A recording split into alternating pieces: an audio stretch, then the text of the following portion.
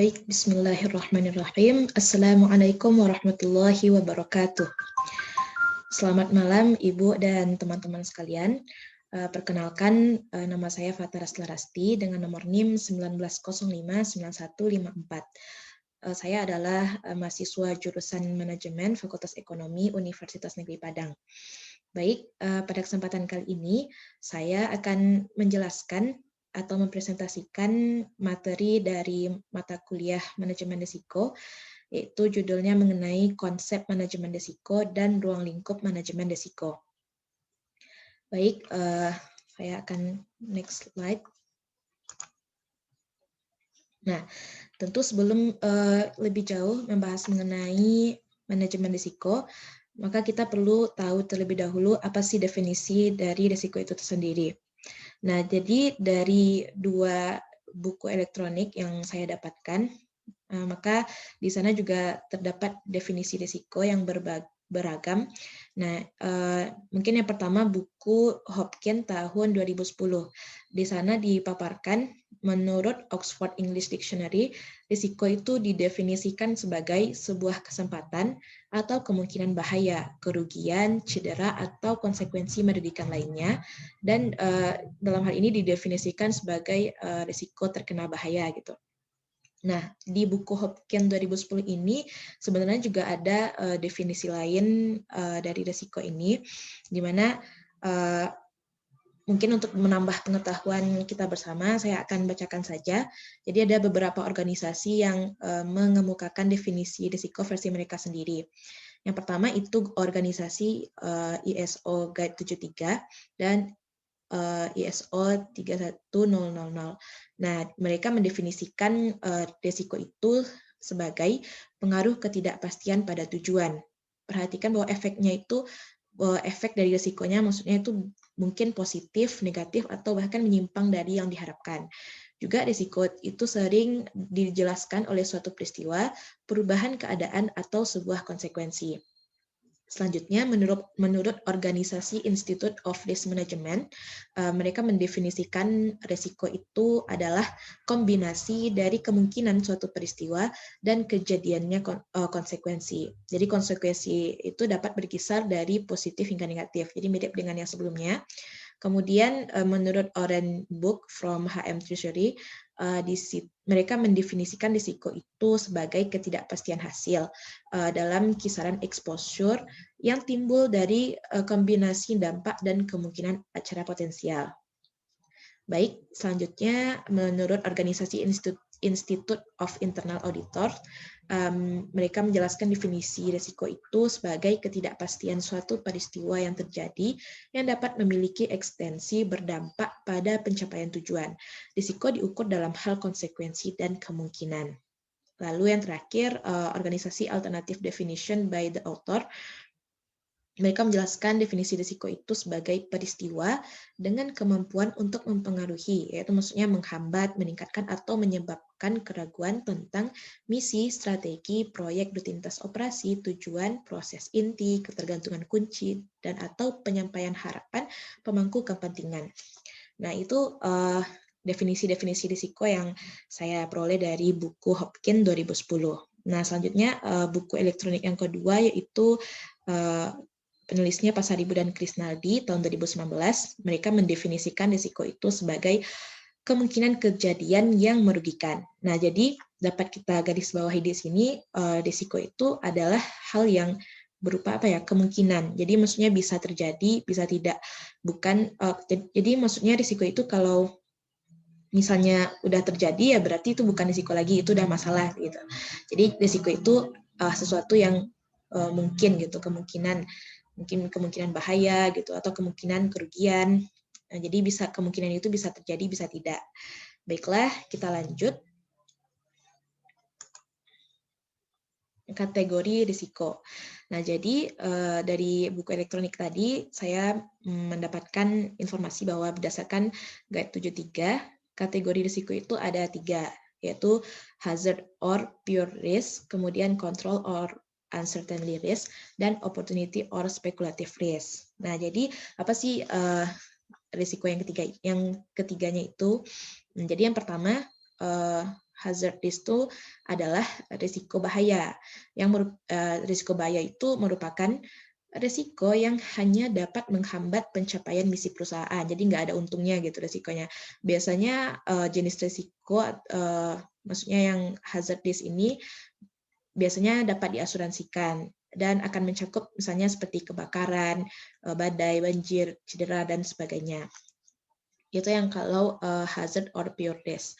Kemudian yang kedua, control or uncertainty risk.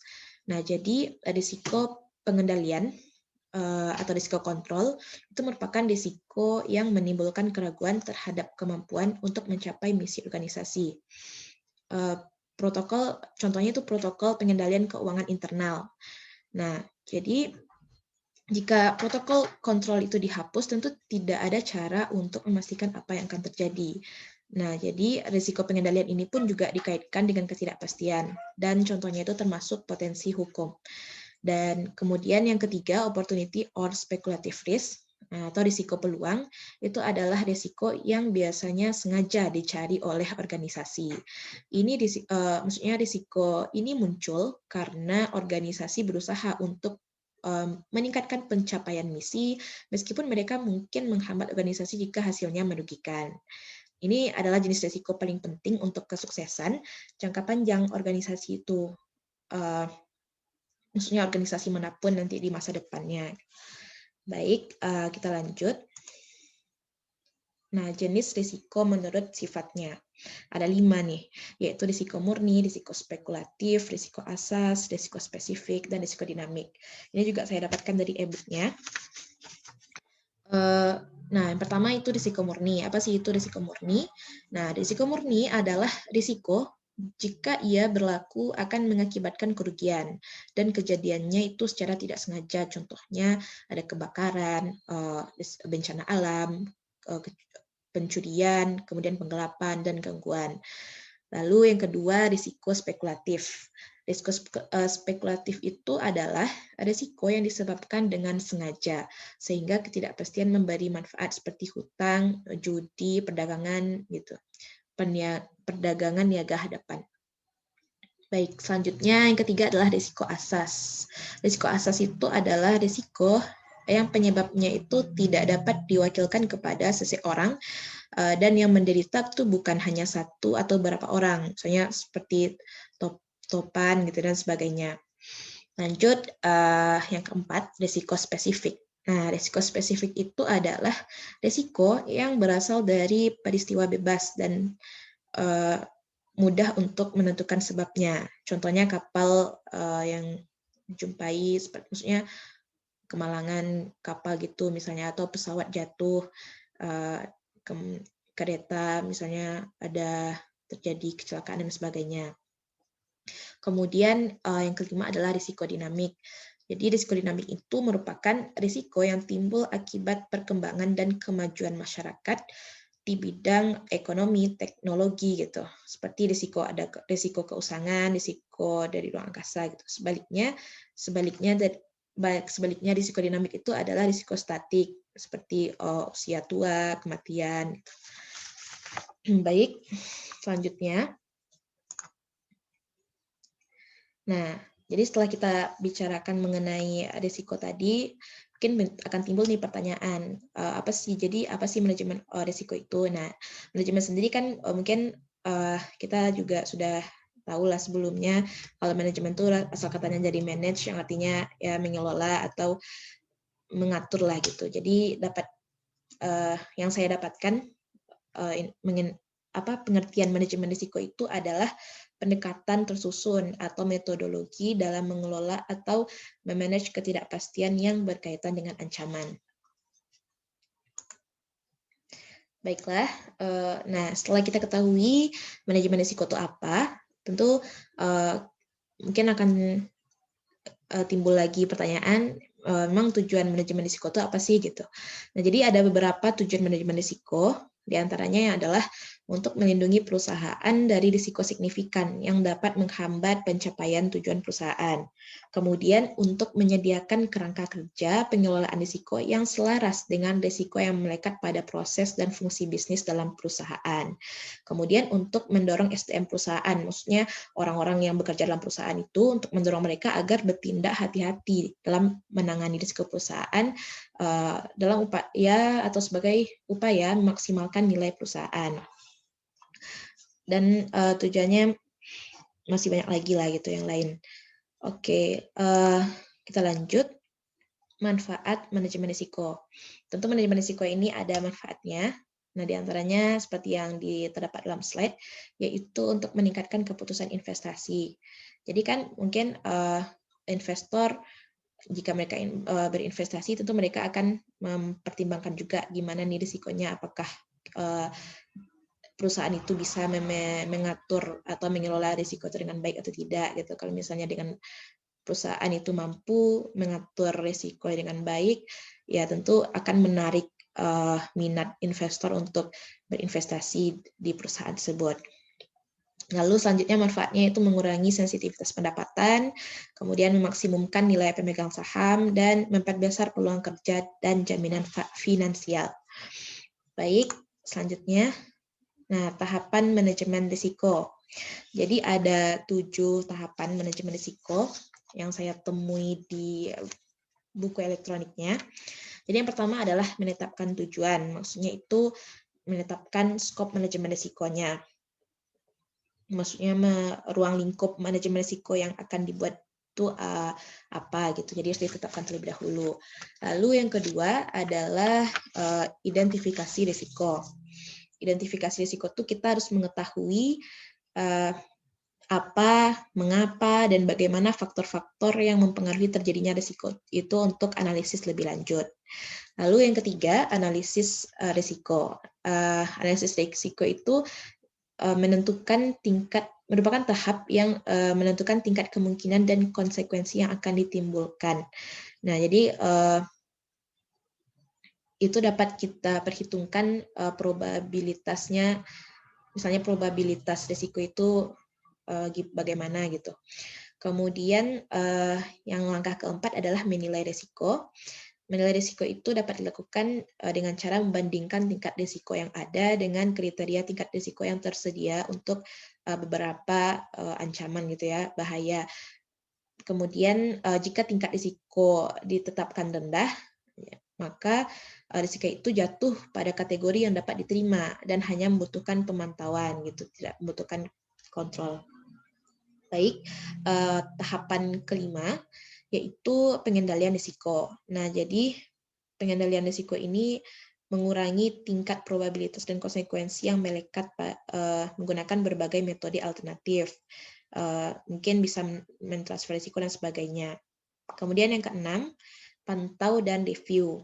Nah, jadi pada tahap ini kita mesti memantau dan meninjau hasil dari sistem manajemen risiko dan mengidentifikasi perubahan apa sih yang perlu dilakukan gitu untuk mengelola risiko yang ada. Lalu yang terakhir adalah komunikasi dan konsultasi. Jadi komunikasi dan konsultasi itu dengan pengambil keputusan internal dan eksternal untuk menindaklanjuti keputusan manajemen risiko yang akan dibuat gitu.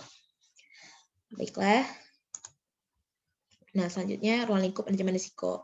Mungkin mohon maaf sebelumnya Ibu dan teman-teman, ini ruang lingkup manajemen risiko ini saya coba yang ditampilkan di slide ini sepemahaman saya. Kalau sekiranya nanti salah ya saya mohon agar diluruskan mungkin di pertemuan berikutnya gitu, Bu. Jadi dari yang saya tangkap dan saya pahami, ruang lingkup manajemen risiko itu berbagai macam gitu, tergantung dengan apa yang dianggap mungkin terjadi di masa mendatang, maksudnya tergantung ancamannya. Contoh dalam manajemen risiko kredit, maka nasabahlah yang perlu dikelola, maksudnya nasabahlah yang menjadi risiko. Jadi maksudnya kan dalam mengelola kredit itu, sistem kredit tentu perlu regulasi atau pengaturan yang tepat agar dapat berjalan dengan lancar. Karena kalau misalnya tidak ada manajemen risiko yang bagus untuk kredit ini, bisa saja nanti nasabahnya kabur atau tidak bertanggung jawab dan sebagainya. Misalnya, kemudian contoh lain dalam hal manajemen risiko penjualan produk, maka si produk itulah yang perlu kita kenali kelemahannya apa, kekuatannya apa, agar nanti dapat mengelola risikonya dengan baik. Nah, baik, ini referensi atau pedoman yang saya gunakan dalam membuat PPT ini, yaitu buku Paul Hopkins dan buku Veta Lydia D5/1000 dan Krisnaldi. Mungkin itu saja yang dapat saya sampaikan di video kali ini. Semoga bermanfaat. Saya mohon maaf untuk segala kekurangan dan kesalahan. Terima kasih telah menonton video ini. Saya akhiri. Wassalamualaikum warahmatullahi wabarakatuh.